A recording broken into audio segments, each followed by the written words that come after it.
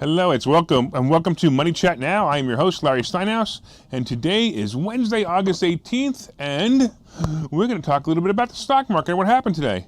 I am your host, Larry Steinhouse, and Money Chat Now is brought to you by Investor Schooling. So if you'd like to take a free class, go to investorschooling.com. You can learn about real estate investing, you can learn about stock options investing, and you can learn about the stock market, and you might even meet me there, because I'll probably be there too.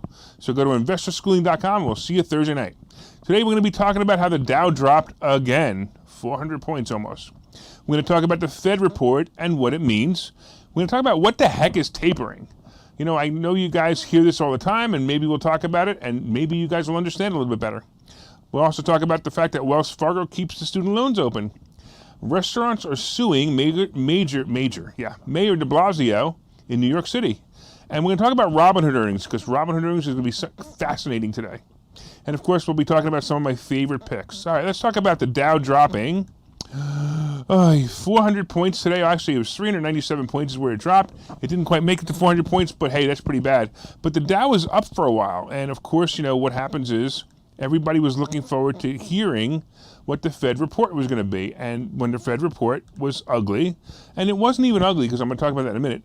It wasn't even ugly. It just was, what's funny is sometimes I find that the stock market just does its own thing. It doesn't really care if the report's good, if the report's bad. It just does its own thing. It's like, all right, great, we heard it. We didn't even, it doesn't even matter anymore, but we're just going to sell everything off anyway because we heard it, and that's good enough for us. So let's talk a little bit about the Fed report. So the Fed report basically, it published its meeting minutes in July, revealing the central bank's discussions about the possibility of dialing back its monthly bond buying program this year. So I'm going to talk about what that means in a minute, because I think it's very important that we understand that. So since July meeting, there's been growing support within the Fed to announce a tapering in September and begin it in October. All right. So what the heck is tapering? And I think this is the problem that most of us, when we look at this stuff, you know, they use these big words like tapering. I know it's not a big word, but it's a big meaning. And that's what happens. We don't fully understand it. So let me see if I can help you to try to understand what this means. So first of all, tapering refers to policies that modify traditional central bank activities. All right, what's a central bank? Of course, that's the next question, right?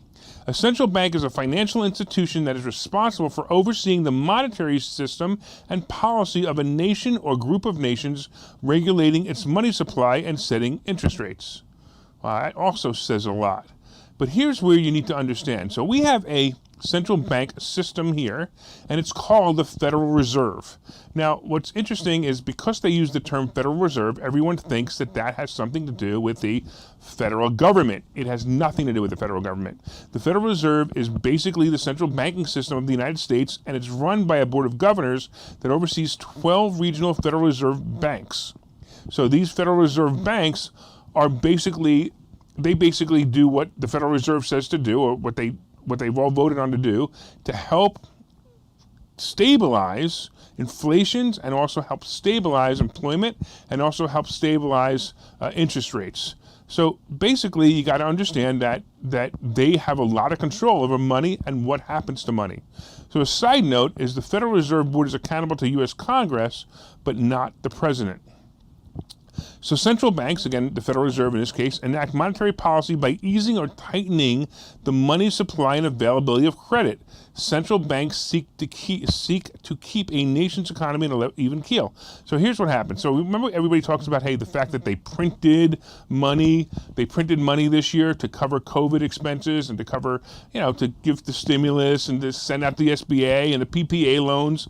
Well, basically, that's really what they did. They just infused money. The central bank said, here's some more money. Do whatever you want with it. It's like monopoly money.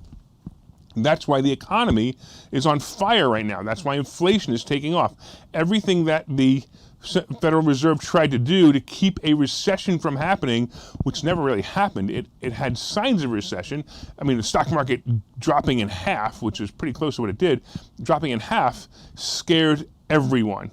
Boy, it scared me for quite a while, I'll tell you that much. So it scared everyone. So the Federal Reserve quickly jumped in and said, okay, let's do some things to make sure that this doesn't happen. And they did too much as usual.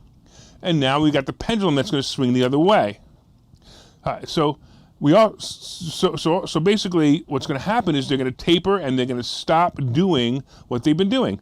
One of the things that they've been doing is they've been purchasing and accumulating central bank assets. So here's what happens. So now you have a bank that lends you money. So they have to get that money from somewhere. So they take the money from the Federal Reserve. So let's say they're going to lend you $100,000 in your house. Your interest rate is 3%. They have to borrow that money, obviously, at less than 3% to make any profit, right? So the Federal Reserve lends them money at less than 3%. Right now, it's 0 or close to 0 is what they're lending banks the money for. So now the banks get all the money in the world that they need, and they lend it out to other people like you and I. We pay the interest rates, and the bank makes money on their free money, which is fascinating to me. It's absolutely fascinating to me how this works. So the other thing that they do is they also buy assets. So they'll also buy the loans, or they'll buy bonds from the banks. And that also will cause problems, and also basically it lowers the yield, and it also increases the money supply. So and they will raise or lower the rates to the banks. So often when this all happens, something called a taper tantrum happens, and that's basically what we saw happening today. We saw that the Dow Jones drops almost 400 points today. And why does it drop almost 400 points today? Because the market has a taper tantrum. Oh boy, I don't know what's going to happen. They're tapering loans. Oh my gosh, they're not going to buy what should we do? I better sell. I don't know. I'm going to sell. I better sell now. Oh no, I better sell. And that's basically what happened today. And that's why the Dow closed 400 points. So here's what's probably going to happen tomorrow is the Dow is going to go down again tomorrow. It could be one of those disaster days where it drops 500 to 800 points, but that's obviously that's the time to buy. I'm out of money, but that's the time to buy. And also it's a time to just close your account, don't look at it, and for a couple of days, because it'll all come back, or it usually comes back, and you shouldn't have to worry about it. All right, we're going to take a quick commercial break, and we're going to talk about the rest of the stuff on the agenda today. Okay, so you've thought about investing in real estate, houses, apartment buildings, properties, but don't really know where to start? Well, what if you could very easily learn how to gain strategies to use other people's money to buy and sell houses in the Philadelphia area? If you could learn and network with successful area real estate investors and how to produce monthly income on rental properties without headaches, that place is Investor Schooling. With Investor Schooling, you'll learn from two Philadelphia area rockstar real estate investors, Phil Falcone and Larry Steinhouse, about how to buy and sell properties the easy way and teach you basic and advanced techniques to help you make money in real estate. You can attend Investor Schooling in person or online visual classes 8 times a month. You can and will learn how to make money in real estate. Call for free information and get a complimentary pass to one of these classes. But don't delay, as these complimentary passes are limited. Call the number on your screen now or visit investorschooling.com. investorschooling.com.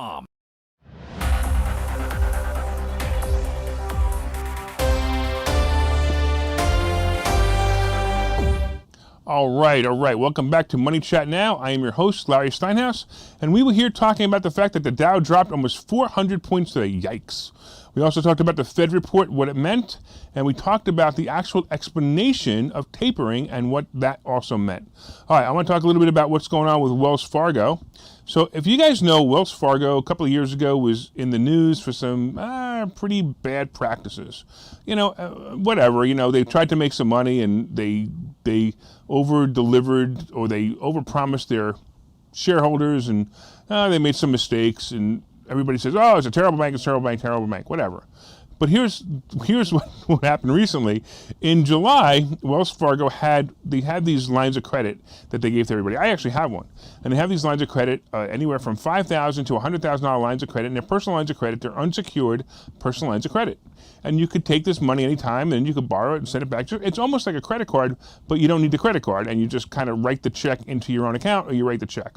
So Wells Fargo decided in July that they were going to close all the personal line of credits. So if you had a personal line of credit and you had it with Wells Fargo, it was going to go away.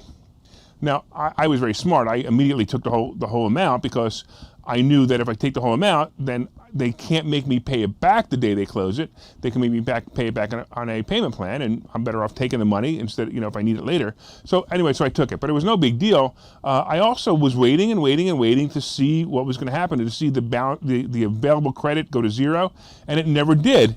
And I started seeing articles. As a matter of fact, AOC actually fought the fact that she said this is a terrible thing to do to people, and I agree with her. She said, if you do this to people, number one, it'll affect their credit score. So if you know how credit scores are calculated, your available credit affects your credit score. So if you have a lower available credit, it'll affect your credit score. So they would take away they would lower your credit score. Also, look, these people weren't late on these loans. Wells Fargo was just thinking, hey, if the economy really goes bad, maybe we should get rid of these loans just in case. So there was nothing wrong with the loans. Now, I can even understand them saying, listen, we're not going to offer them anymore, but why close the originals? So Wells Fargo, I don't know if the CEO, the board of directors, somebody said, listen, we've already been in trouble. Let's not be in trouble anymore. So they decided to not cancel them, which I thought was very smart. So I actually got a letter in the mail the other day that said they're not going to cancel my loan, and I thought that was brilliant because now they are going to get away with bad press. Now, the interesting part is I'm telling you this is my own story for you. I have not seen this story yet on the news. So I would be curious to see if it's going to show up in the next day or two.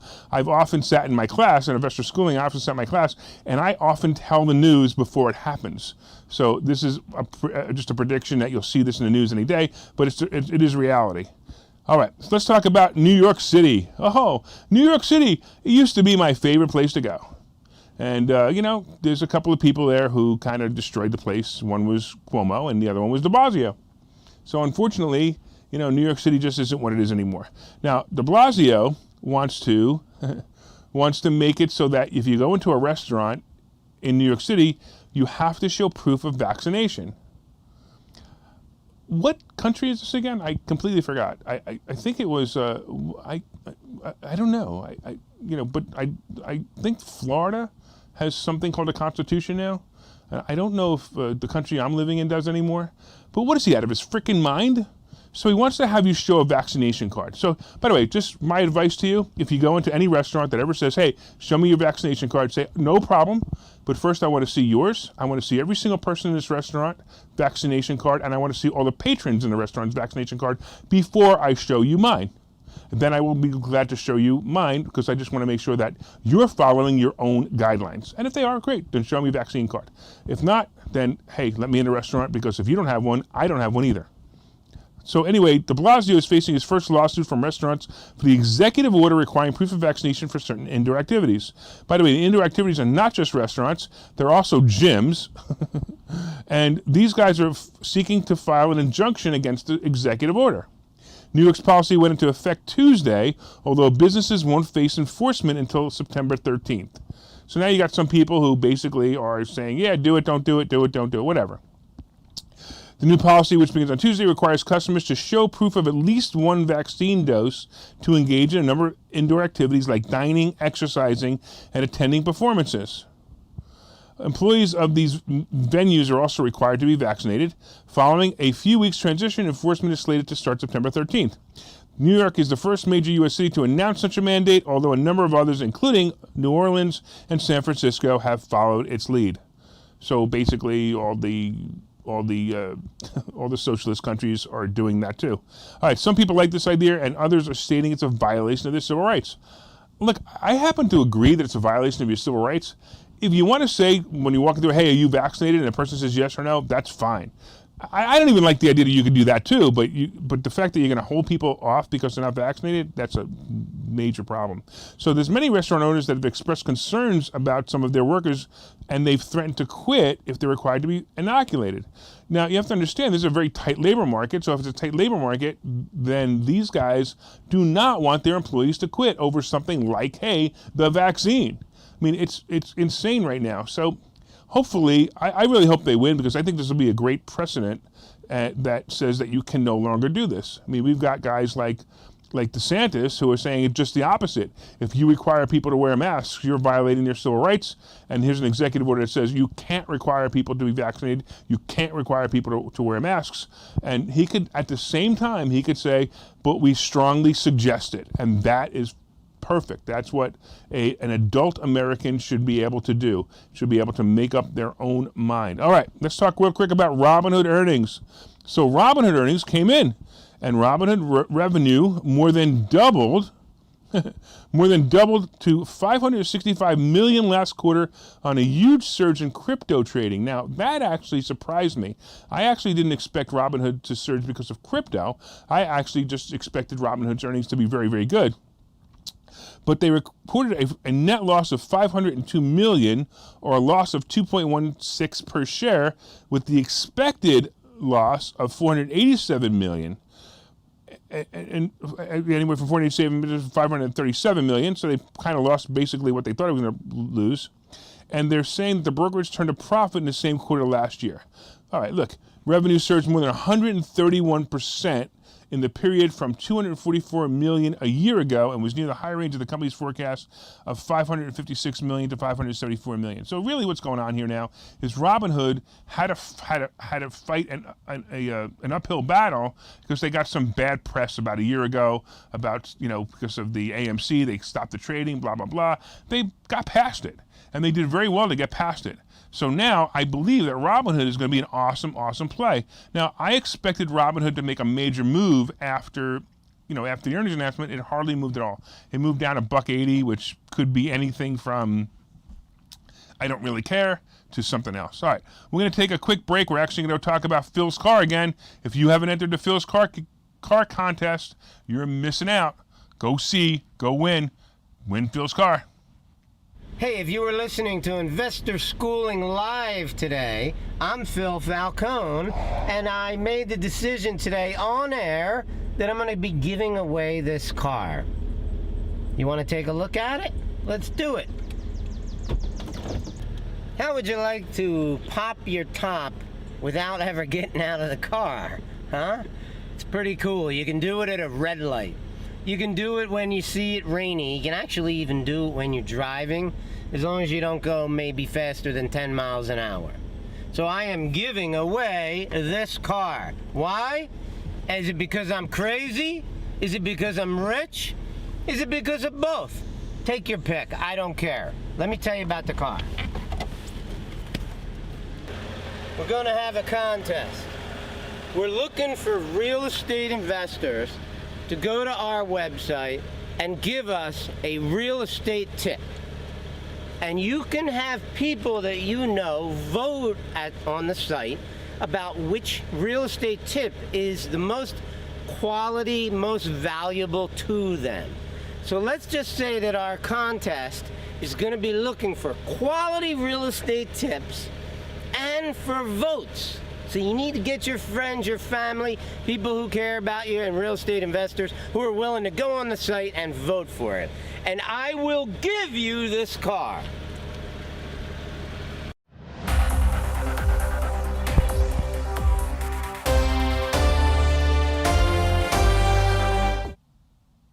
All right, welcome back to Money Chat Now. I am your host, Larry Steinhouse, and we are brought to you by Investor Schooling. Go to investorschooling.com, and you can take a complimentary class this Thursday and learn about real estate investing and stock options trading. Hey, real quick, while we were on break, I took a quick look, and I wanted to talk about some of the stocks that the meme stocks, the Robinhood stocks. And here's an interesting note that some of these stocks are actually surprising me now. So once again, now, the retail traders are now doing something different. AMD is not surprising me. NEO's not surprising me. Pfizer kind of surprised me, but here's one that surprised me is Apple. Apple is now on the list of Reddit stocks. Now, I've noticed Apple today dropped, but it dropped because the whole market dropped. So it dropped about 3.5 points, which I believe is going to come back and it's going to roar back. We talked about Apple being one of my favorite plays right now. Another one is Micron, MU. Moderna now explains why Moderna had jumped, it went to almost 500, then it went down to 400, then it went down to whatever, to 350, then it jumped back up. That explains it. That's why I would stay away from it. Sophie, SOFI, another one that I'm in that that's not doing so well is Alibaba, of course Tesla, and of course the famous AMC. So these are some stocks that they're in. You want to play it, that's great, but just know that these are going to be highly, highly volatile stocks. I also still like some of my favorite recovery stocks are still American Airlines. There's again, the cruise lines like Royal Caribbean, Carnival. And I just want to see real quick what Twitter did today, because I'm actually liking Twitter if it falls below 60. And if it does, that could be a really good play. So it keeps going down. It keeps getting closer and closer to my number, which is 60. My number is 60. If I see Twitter at 60, I think you guys should jump on it, buy the stock and or the stock option. I think there's a good play to happen here. You can actually see if you take a look at this chart. I don't know if you can see the 3-month chart, but if you can take a look at that chart, you'll actually see real quickly that this thing is at the bottom, not necessarily the bottom, but close enough to the bottom of a good range. So we're at the bottom of a good range here. Now you think about this too. Snap is higher than Twitter, and there's no way Snap is worth what Twitter's worth. So eventually somebody's going to move over to Twitter, and they're going to say, I'm going to put my money into Twitter instead of Snap. And that's basically why I think it's a really, really good play. Again, Snap versus Twitter. Snap would be the one for me to, Twitter would be the one for me to be in. Look at Snap. It doesn't make any sense. Snap is doing the complete opposite of what Twitter's doing, and Twitter is obviously the better company. First of all, I can't stand either one of them. I can't even figure out how to use either one of them. But the idea is that Twitter is obviously the more popular one, the better one, and also if you eventually looked into the details, you'll actually see that Twitter is definitely a much better value. All right. Again, thanks for watching Money Chat Now. I am your host, Larry Steinhouse. From time to time, I own some of the assets and options discussed in this show. The opinions discussed in this show are solely mine, and no one has asked me to discuss them. Thank you for watching Money Chat Now. We look forward to your continued support. Please, please, please like, share, and subscribe. Go to Investor Schooling, and you can subscribe to the Money Chat Now show. You go to Facebook, and you can subscribe to the Money Chat Now page. Thank you so much. Talk to you soon.